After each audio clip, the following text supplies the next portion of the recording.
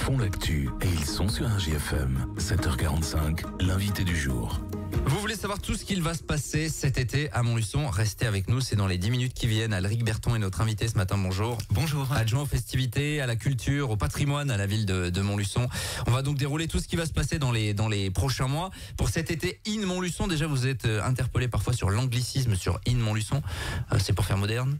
On va dire ça, oui. Ouais, c'est ça. Voilà, c'est regroupé là-dessus avec cette affiche qui est très colorée, très estivale, que vous allez pouvoir voir partout dans les rues de Montluçon. Et déjà, ça a commencé là ce week-end, même si c'était pas une organisation ville de Montluçon avec le BVL 24. Bon, c'est un petit peu dommage, la météo s'en est mêlée. C'est dommage parce qu'il y avait eu de gros travail qui avait été fait avec l'aide des services techniques de la ville également. Eh ben, écoutez, vous faites bien d'en parler, c'est vrai, parce que quand on pense à ces jeunes qui se donnent à fond, qui travaillent depuis quasiment 2 ans pour créer une animation d'une ampleur nationale et arrivent avec ce temps-là, et je compatis aussi avec tous les organisateurs à Montluçon ou même à l'extérieur qui au mois de juin ont eu les difficultés avec la météo. Donc on a vu des belles éclaircies qui arrivaient hier soir et espérons que le soleil soit avec nous cet été.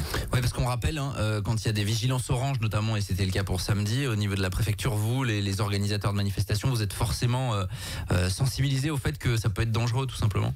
Alors on est là pour, au niveau des festivités, apporter du divertissement, mais on est aussi là avant tout pour garantir les sécurités du public. Et donc l'organisateur de ce week-end, par exemple, je pense à Bravel, a fait ce choix intelligent et courageux de passer à l'annulation, malheureusement, du fait de la météo. Bon, il y a eu le choix similaire dans d'autres communes autour, évidemment. Quand c'est comme ça, c'est un peu compliqué. On va croiser les doigts, mais a priori pour le week-end prochain, il devrait faire beau et un temps assez agréable. Pour donc une première, c'est cette fête de la danse qui aura lieu dans la cité médiévale à partir de 18h avec un flash mob géant à 22h30 place Piquant. La fête de la danse, c'est quoi? Alors ça, c'est une des 2 nouveautés de cet été. Depuis maintenant 20 ans, la ville de Montluçon a la chance d'accueillir la Fédération française de danse dans le cadre des regards chorégraphiques nationaux. Qui est donc un événement énorme, je ne sais plus combien c'est de danseurs, mais alors ça se compte cette année, plus de 1000. La présidente de la fédération m'annonce 1250 danseuses qui seront présentes. Donc c'est vraiment un événement d'ampleur où pendant 4 jours, ça danse entre Athanor et le théâtre Gabriel Robin. Et en parallèle, on a aussi à Montluçon des associations et des écoles de danse qui sont très dynamiques et nombreuses, qui sont pluridisciplinaires. Vraiment, toutes les disciplines de danse sont représentées. Et de là est née une idée de se dire, faisons une fête de la danse. Alors le concept, il est simple. C'est comme une fête de la musique. Au lieu d'avoir des musiciens dans la rue, vous y verrez des danseuses et des danseurs. Au total, ce sont 9 écoles et associations qui participent. Elles sont réparties en 5 lieux de la cité médiévale. Et de 18h à 22h, elles vont danser par intermittence un petit peu entre tous les sites. Donc ça leur offre une vitrine. Ça permet aussi de voir un peu la richesse de ces structures ici à Montluçon.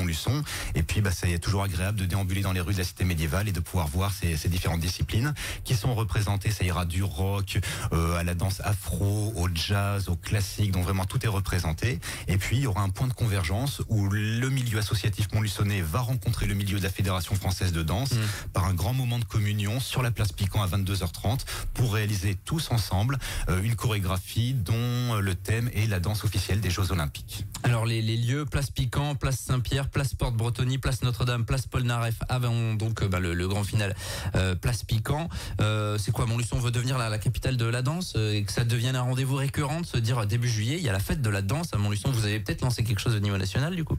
Alors on va lancer ça ici au niveau local, mais effectivement l'idée, oui, ce serait de pérenniser cette action. Donc on verra déjà ce que ça va donner cette année, mais vraiment j'invite un maximum de personnes à venir y participer. Ça sera vraiment un très beau moment. Et puis si ça prend bien, effectivement, d'année en année, on continuera. Et l'espace d'un week-end, Montluçon sera la capitale de la danse, oui. Laurent, qui est allé à la production, à la réalisation de cette émission, il s'inquiète parce qu'il voudrait faire la chorégraphie et il se demande comment la prendre en fait. Comment ça se passe? Il y a déjà l'affichage qui est en ville, il y a le site de Montluçon qui relaie et donc vous pouvez la retrouver.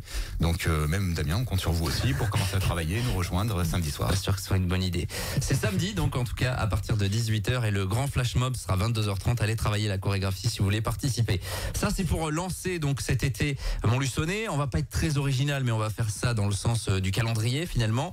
On va vite enchaîner avec les festivités autour du 14 juillet où là aussi forcément il y aura de l'animation en bleu, blanc, rouge. Exactement. Je me permets juste une petite transgression en revenant sur le 13 juillet, pour suivre l'heure du calendrier, puisque le 13 juillet, on a notre traditionnel partenariat avec le Festival de Ghana des cultures du monde, qui chaque année met un petit peu la richesse mondiale de notre patrimoine culturel en avant. Et 2 pays sont représentés cette année, la Chine et le Bénin. Donc on les accueille le 13 sur les berges du Cher. Et puis à la suite de la prestation du Festival de Ghana, il y aura un grand bal populaire sur les berges du Cher. Et ça sera un peu le préambule et le prélude des animations du 14 juillet. 14 juillet juillet, on retombe sur quelque chose d'assez classique, puisque dès le matin, donc il y a la prise d'armes qui se fait place Piquant cette année, suivie de la remise des médailles de la ville à 11h45 sur l'esplanade du Vieux Château, le château des Ducs de Bourbon. Et enfin, on se retrouvera le soir pour le traditionnel feu d'artifice, 22h30 a priori. Je dis bien a priori parce que le calendrier fait que cette année, il y a une finale de l'Euro qui se joue le 14 juillet. Et si toutefois la France atteignait ce stade de la compétition, ce qu'on espère, eh bien à ce moment-là, on décalera un petit peu le feu d'artifice de façon à ce qu'ils puissent profiter du match et ensuite des festivités. Il peut y avoir potentiellement un écran géant. Alors, il faut déjà passer la Belgique ce soir, mais oui, c'est on a possible, quelques étapes à passer, mais dans la mesure où on va revenir dessus, un village olympique va offrir un écran géant. Si toutefois la France est en finale, on essaiera de prendre nos dispositions de façon à ce que tout le monde puisse se réunir sur les berges du Cher. Alors justement, les berges du Cher, ça va nous faire le lien avec ce club 2024, ce village mis en place autour des Jeux Olympiques. Ce sont les berges du Cher que vous avez donc choisi. Expliquez-nous comment ça va se passer. Ça va démarrer même avant le coup d'envoi des JO qui a lieu le 26 juillet, me semble-t-il, sera dès le 20 à Montluçon. C'est bien cela, oui. Dès le samedi 20 juillet. Donc là, on aura un moment festif pour ce lancement. On débutera par une color run à 19h au départ des berges du Cher. Et puis à 22h30, il y aura un spectacle pyrotechnique qui aura lieu sur l'eau et qui sera visible donc du coup des deux côtés des berges. Donc ça sera vraiment le lancement officiel de ce club 2024, de ce village olympique qui lui restera ouvert jusqu'au 11 août. Alors c'est un vrai village, on va pouvoir suivre les compétitions en direct, ça il y aura des écrans, c'est ça? Alors un écran géant sera sur place pendant toute la durée de la compétition, on pourra suivre les épreuves et il va se passer énormément de choses. Donc tout le temps de l'ouverture du village, il y a 18 clubs sportifs de la ville de Montluçon qui vont se relayer, alors vraiment le programme est très riche, faut pas hésiter à aller voir sur le site de la ville, pour des initiations aux disciplines. Ça met aussi la richesse des clubs sportifs montluçonnais en avant et puis ça offre à tout le public le moment d'aller pratiquer un petit peu sur les berges. 18 clubs qui représentent un petit peu toutes les disciplines. Oui, c'est l'occasion de se dire on va participer à notre manière finalement à ces Jeux de Paris qui est quand même un événement national et puis pourquoi pas pousser à la pratique sportive, c'est un peu ça le but, faire découvrir. C'est exactement ça le but, tout à fait, oui. Voilà, les animations seront gratuites. Bien évidemment. Sûr. Oui, tout est gratuit. Et il y aura également des commerçants qui seront installés, en tout cas des cafetiers, des restaurateurs. On pourra boire un coup, manger sur place aussi. Oui, ils seront 4 à être présents, donc pour assurer une offre complémentaire de restauration et de boissons. Vous aurez le bar, le Kipakabana, ainsi que le glacier. Et puis il y aura aussi les établissements au bureau et le VNB qui seront présents sur toute la période d'ouverture du village. Et puis il y aura, me semble-t-il, un spectacle de hip-hop également dans le cadre de cette programmation le 3 août.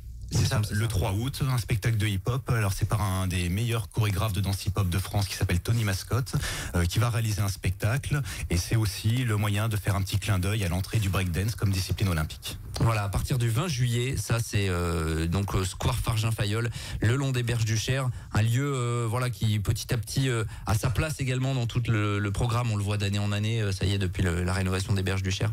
Les premières animations qu'on y a apportées montrent vraiment que c'est un lieu qui se prête très bien aux festivités. En été, il nous offre un petit peu la fraîcheur aussi. La sécurité, c'est un site qui est assez facile à travailler. Donc c'est vraiment un lieu que les Montluçonnais, je pense, commencent à s'approprier. Alors il y aura plein d'autres choses évidemment. Vous avez, ça sera un petit peu moins disséminé, j'ai envie de dire, les animations un peu comme l'année dernière. C'est vrai que vous avez tiré un peu un trait sur le fait d'organiser une manifestation une fois par semaine, etc. Vous avez davantage condensé le programme en fait. Le programme est un peu plus condensé, malgré tout il reste quand même assez riche et puis on a aussi d'autres contraintes en termes d'espace puisque vous savez qu'on mène actuellement de nombreux travaux sur le patrimoine de la ville, que ce soit au château, ce qui empiète sur l'esplanade, ou à l'hôtel de ville, ce qui empiète aussi sur la place Jean Jaurès. Donc ça nous pas nous contraint, mais ça nous oblige aussi à penser à des lieux et de toute façon les berges sont parfaitement adaptées pour cela. Il y aura pour conclure le Montluçon Festival 29, 30, 31 août. Les places sont en vente, hein, ça y est, depuis quelques semaines. Ça y est, depuis quelques semaines, les places sont en vente.